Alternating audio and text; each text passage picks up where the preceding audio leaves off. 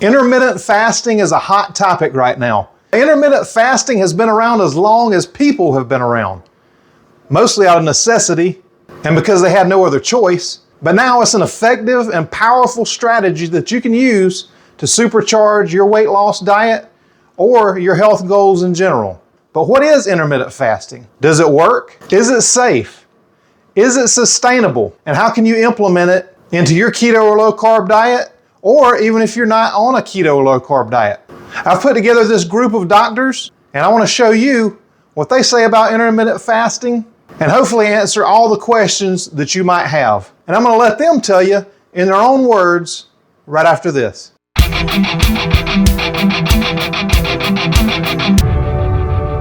Now you'll recognize a lot of these doctors and a lot of them you won't.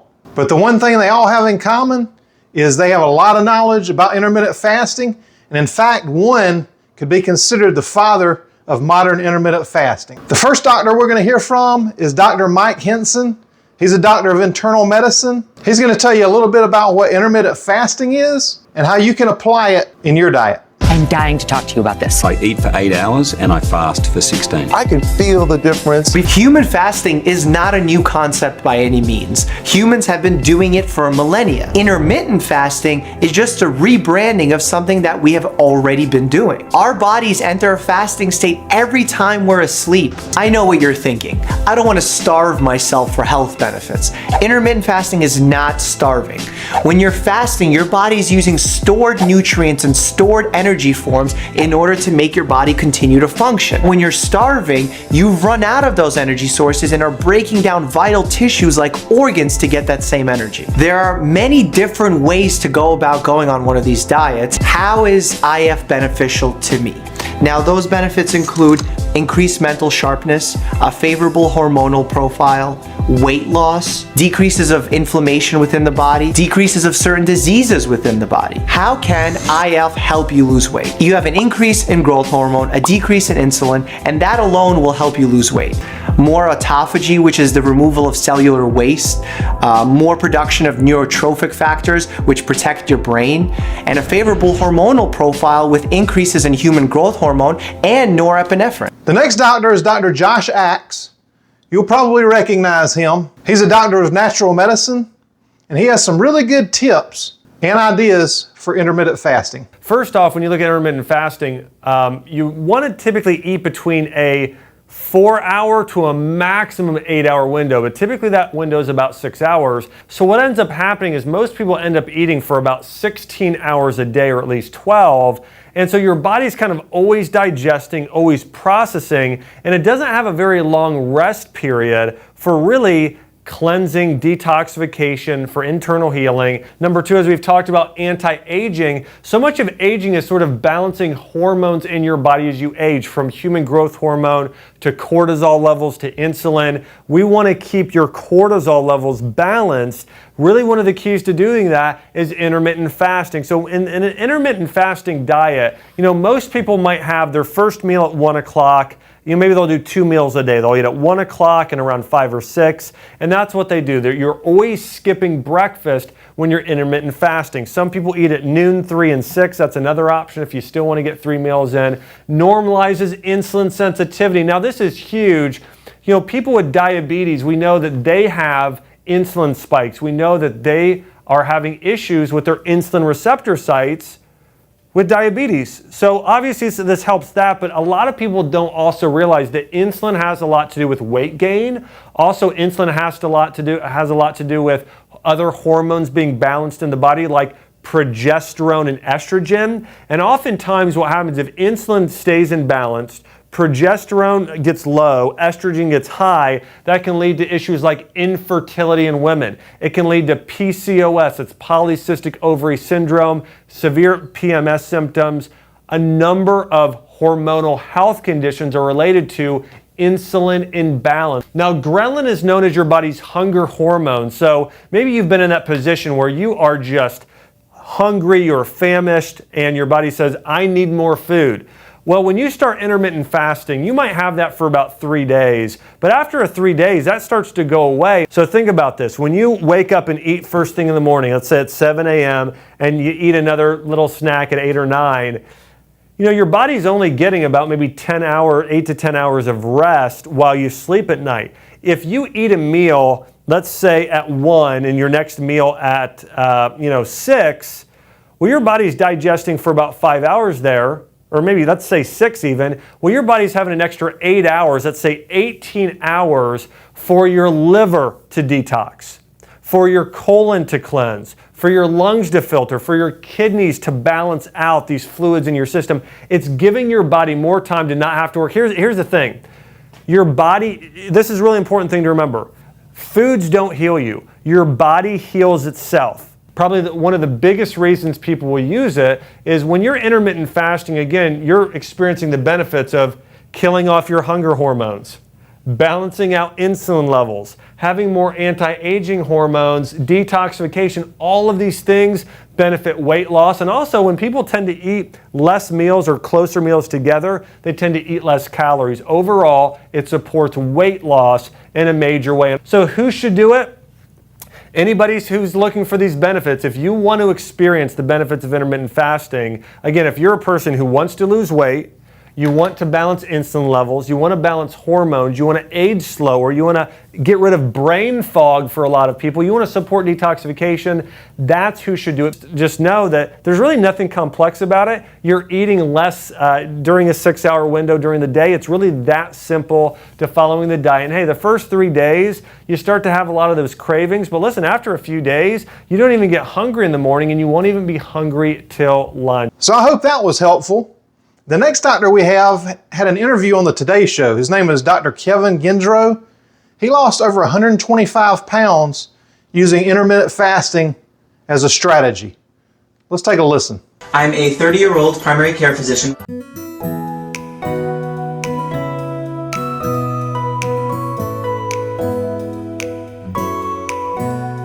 It was when my sister was diagnosed with an aggressive, rare form of cancer that I decided to change my life. Once I made the black and white decision to stop being unhealthy, everything else just fell into place.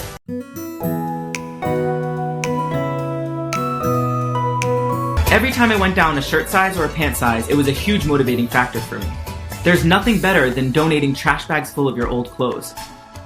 Always look forward towards your next goal and never look back. I think you'll agree that's some pretty amazing results there. The next doctor we have is Dr. Baez. And if you watch my Doctors Talk About the Keto Diet video, you'll be familiar with her or from the keto community in general. If you didn't watch that video, I'm going to link it up above so you can take a look at that after you finish watching this one. But she's got a really interesting take on intermittent fasting. When looking at the fasting process, we are going to start by saying there are 3 levels of fasting. You can do good fasting, better fasting, and best for fasting. So we're going to start out with good. Good means that your fasting is, the word I like to put in there is it's time restrictions. Time restriction is really what, when you look at patients at the beginning of the ketogenic diet and where that looks at for progression, the first thing I like patients to do is notice where they are in this keto continuum. And just like on this list, I hung out at number 4 with 2 meals a day for the better part of probably 6 months. And it was just good enough for me at that phase.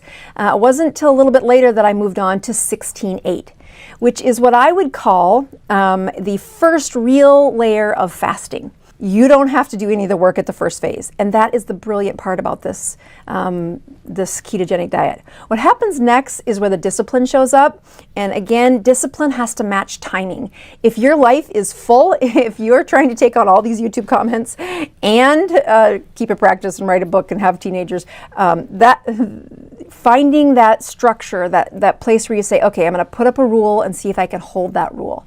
When you look at the final column of psychology, that really is the phase where you really fight your own psychology when you get into these more advanced phases of the ketogenic diet. Looking at time restriction, I think that is a stage where you get out of the easy part of the ketogenic diet. You get out of the the chemistry phase, and you've moved it into time restriction. The time restriction is supposed to be easy. It's supposed to not have a huge step because the chemistry is still really carrying you.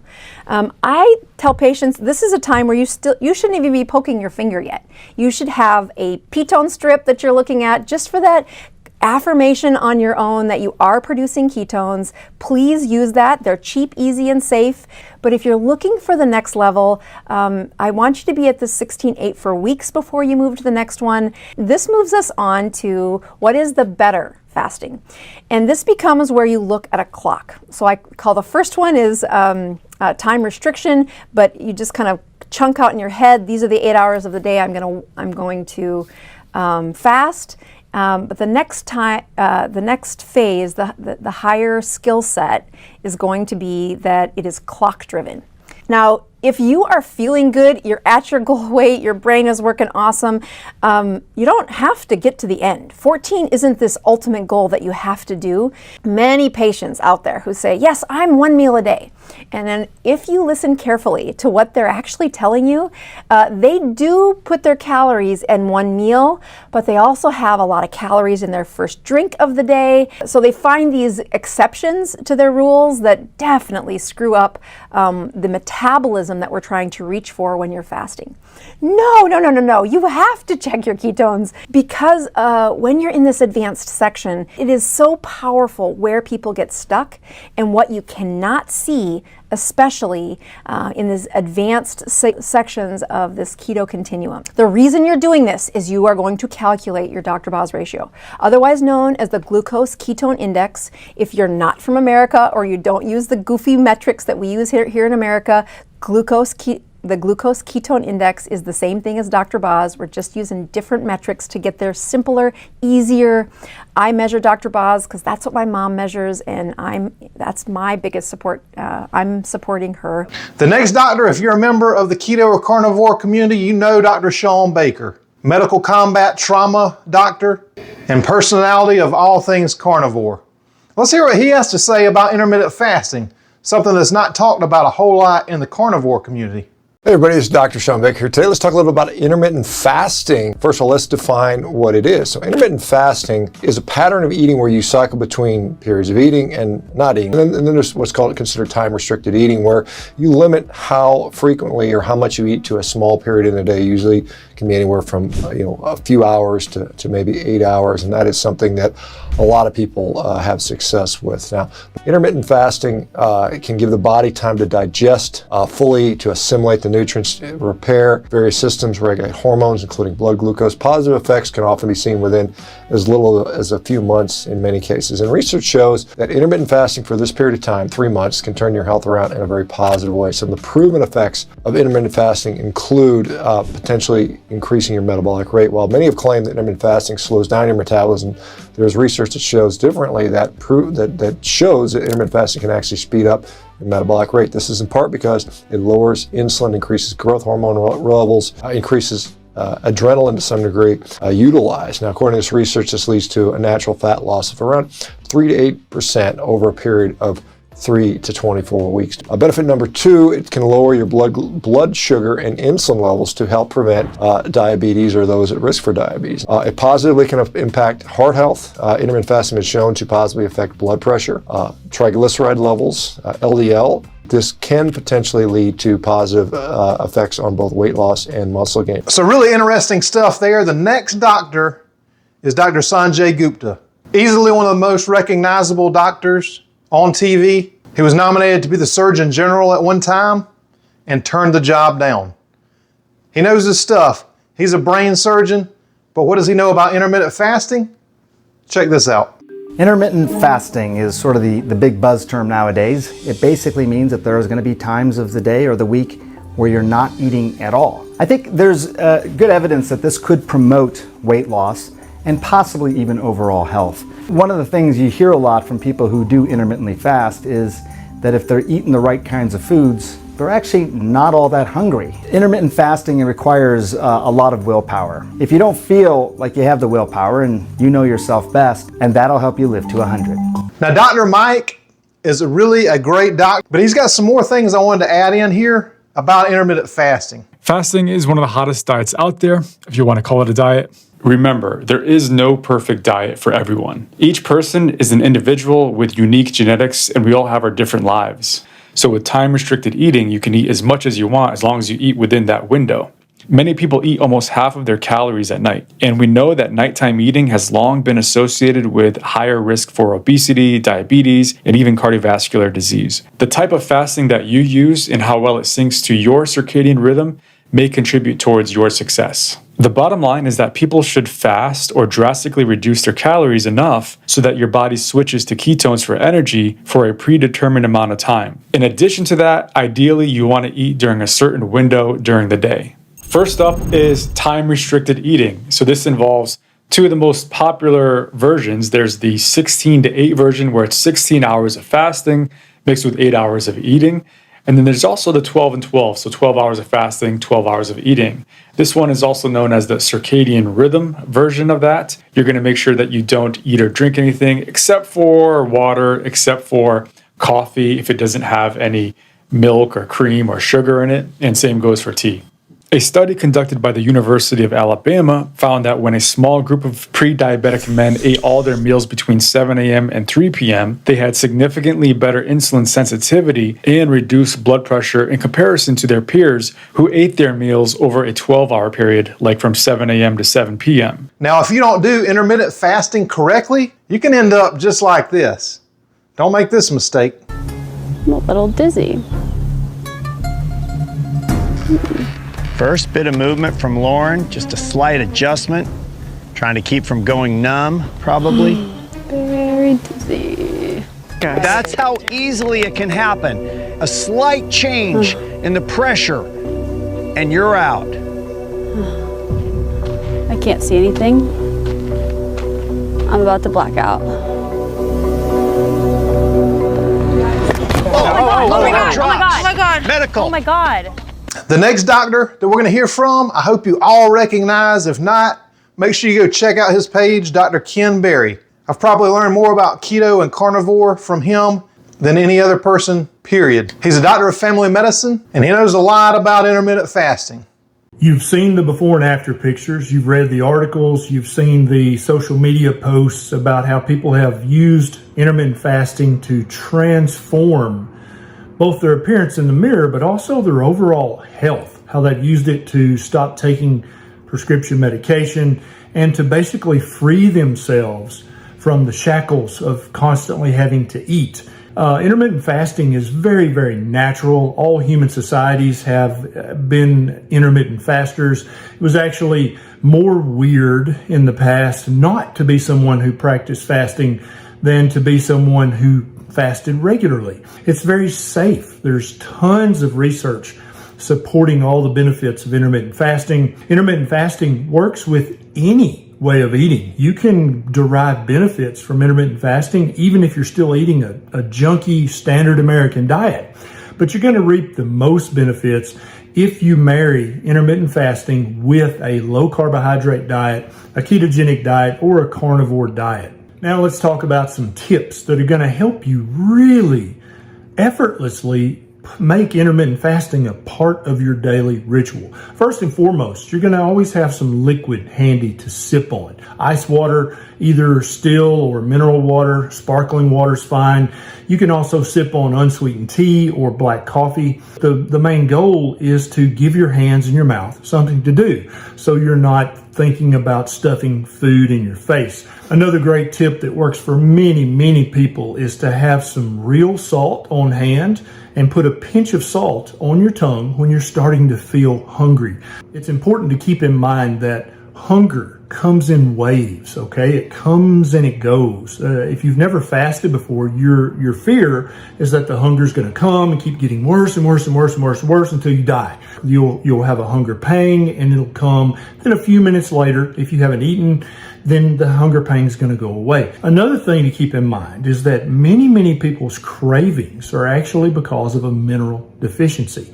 So a lot of people find that using a mineral supplement on a daily basis, just first and foremost, helps cravings go away. They don't crave those crazy foods anymore because now they have enough minerals. If you have a bad day when you're fasting. So if you just say, dang it, I didn't fast, I ate, that's okay. You got to understand that eating is natural and part of nature and just part of who you are. Fasting is also natural. And so some days you won't feel like fasting, and that's perfectly fine. Fasting is a gift. It's not a punishment.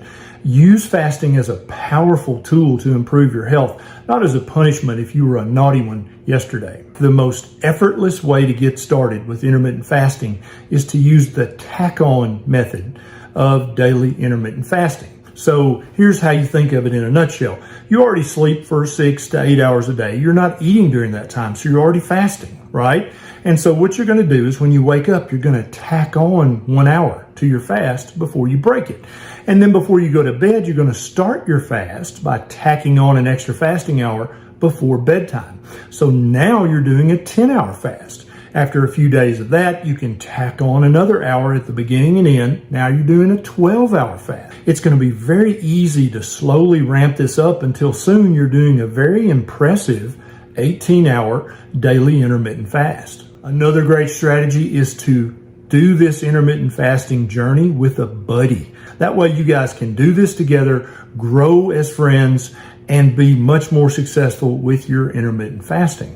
The final tip is to stay out of the kitchen. Now, if you're still eating the standard American diet or a very high carbohydrate diet, you're going to find it much, much harder to extend your intermittent fast each day. Healthy proteins and the healthy fat are much more satiating. They keep you feeling full for many hours longer than a high carbohydrate diet does. Hopefully this video is helping you find out a lot about intermittent fasting and you use it correctly. And if you like videos like this, make sure you subscribe and give me a like down there, and you'll know anytime I upload a new video. Take a look at these people's weight loss transformation photos. What if I told you they claim to have reshaped their bodies by doing one thing? Skipping breakfast. Celebrities such as Beyonce and Hugh Jackman are all reportedly jumping on the intermittent fasting craze. Part of fasting and skipping breakfast is cardiologist Dr. Joel Kahn and certified nutritional consultant Lori Shemek. And Dr. Goldberg, you are a cardiologist. Dr. Kahn, you are a cardiologist as well. And you say, wait a minute. Absolutely. You know, this Spanish study, there's 4,000 people. The least healthy people skip breakfast. They didn't have a plan. They're up late at night. They're drinking heavy. They're drinking pop. They're smoking. That was the data. And they developed some plaque. In fact, their hearts were protected by skipping breakfast. Very controversial study. But the fact is, in this country, 20% of children are obese, 40% of adults are obese. It takes a massive plan of attack to deal with that. Fasting is one of the answers. Intermountain Heart Study, you fast, you drop your risk of heart disease 35%, type 2 diabetes 50%. Number two, teenage girls that skip breakfast lose 3 pounds a month. We need to get American teens. It's shown 5 days a month. Drop my weight 25 pounds in 5 months. Drop my patients up to 40 pounds in 5 to 6 months. Every biomarker goes down, and he's the world's leading expert in longevity. 5 days fasting mimicking diet is one of the tools we need to solve this problem in America, and it's a huge problem. And it depends upon the quality of the food, too. It's very important. If you have a nutrient-dense diet, you will absolutely promote fat loss. You're going to protect yourself against type 2 diabetes, and the list goes on. It's a very long list. Well, in fact, the hottest science right now is 5 days a month on a periodic fast, 25 days a month healthy eating, 3 meals a day, 2 meals a day, your choice. I want to make sure that this video helps you learn intermittent fasting correctly so that you don't end up on this game show.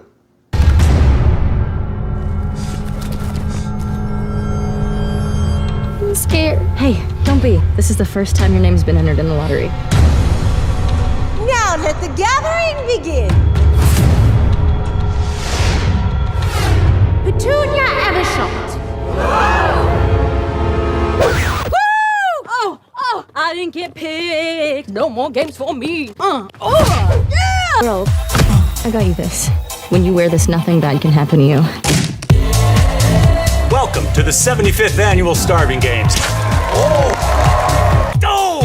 that has got to hurt. 5, 4, 3, 2, 1.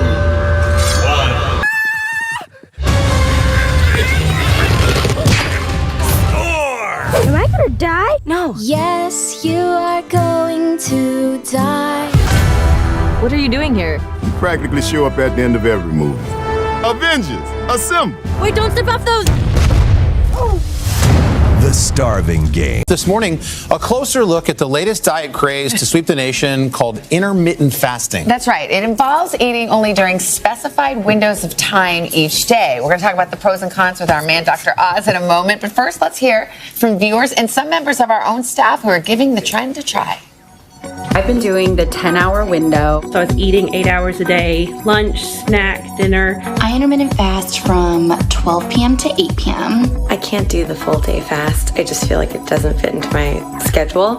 I've been doing this for about a year and a half. I've lost 30 pounds. I went from 245 pounds. I'm currently 189 pounds. Dr. Oz, as you know, Carson and I decided to start experimenting with this a couple weeks ago. So we've been trying to intermittent fast too. Yeah. We have a lot of questions for you. Right, so let me just take a step back. So religions have been touting the benefits of fasting for your soul for millennia, right? Yeah. But doctors actually for about 100 years have known that it was good for mental health, it was good for weight loss, it was good if you're diabetic, good for intestinal issues, all those things. And actually it was chronicled beautifully. Dr. Krupan, head of our medical unit, wrote a great book, What to Eat When, which has been the foundation of what we've been talking about on the show this year. And it's all about these issues. Ideally, you can hack fasting by using a 16-hour fast, which means basically it's 6 p.m., you can start fasting all through the night. You're sleeping ideally most of the time. And then when you get up in the morning, don't eat.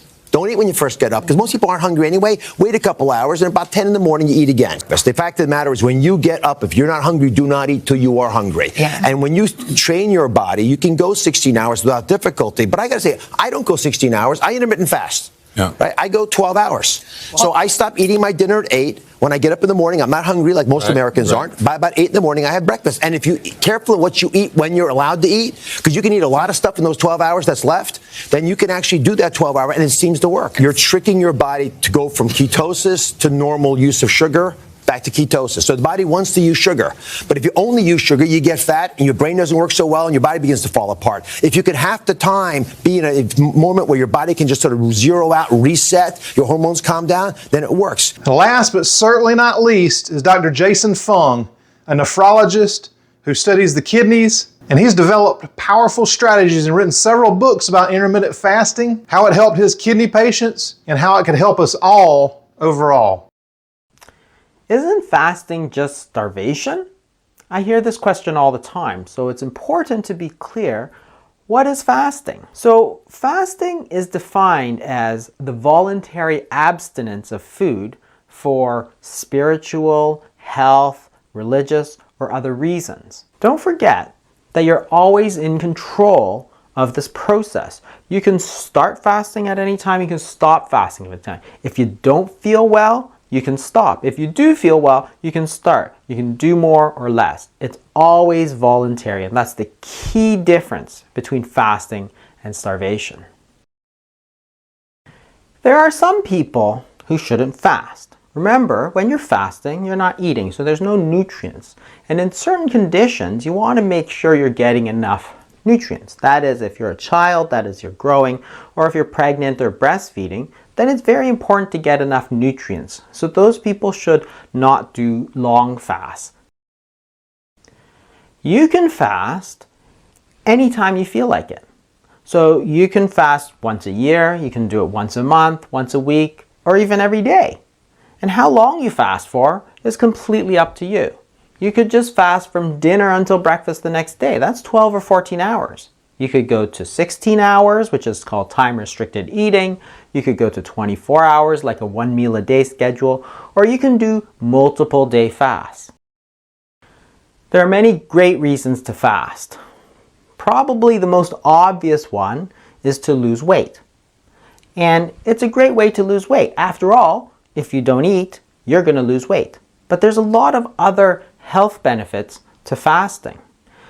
You can reverse your type 2 diabetes. So if you don't eat, your blood sugars will fall.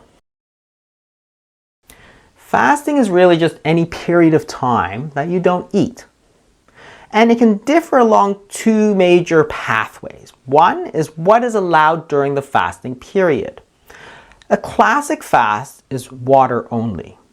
But there's many different ways to change that, many variations. You can allow, for example, green tea, herbal teas, black tea, coffee with cream, or even bone broth. And while these are not classic fasts, you can still do very well with these fasts, so don't rule them out. You can really fast for any period of time, but there's two very popular regimens. One popular regimen is called time-restricted eating. It's also called a 16-8, and what it means is that you fast for 16 hours and you eat during an 8-hour window. So for example, you might decide to start eating at 11 a.m. and eat only until 7 p.m. and then after 7 p.m. you'll stop. Another popular regimen is a 24-hour fast, which is sometimes also called a 1 meal a day. Here you might eat from breakfast to breakfast or dinner to dinner, for example, giving you close to a 24-hour period where you're not eating. So if you're just starting to fast, what would I recommend?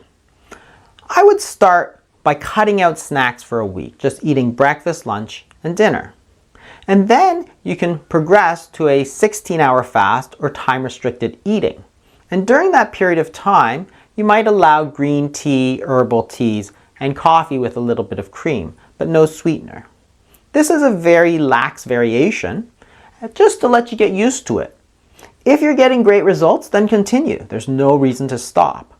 If you're not getting the results you're hoping for, then you can slowly change it to a longer fast or maybe more of a classic water-only fast. But remember, whatever you do, make sure that you're staying safe and healthy while you're doing it, you're feeling well, and keep on going.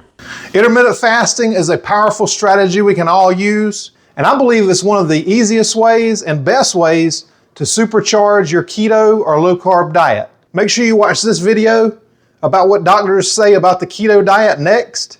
And when you combine the two of them together, you've got a better weight loss and overall strategy to improve your health that you can apply. Hope this video helped you. Thank you so much for watching, and I'll see you in that next video.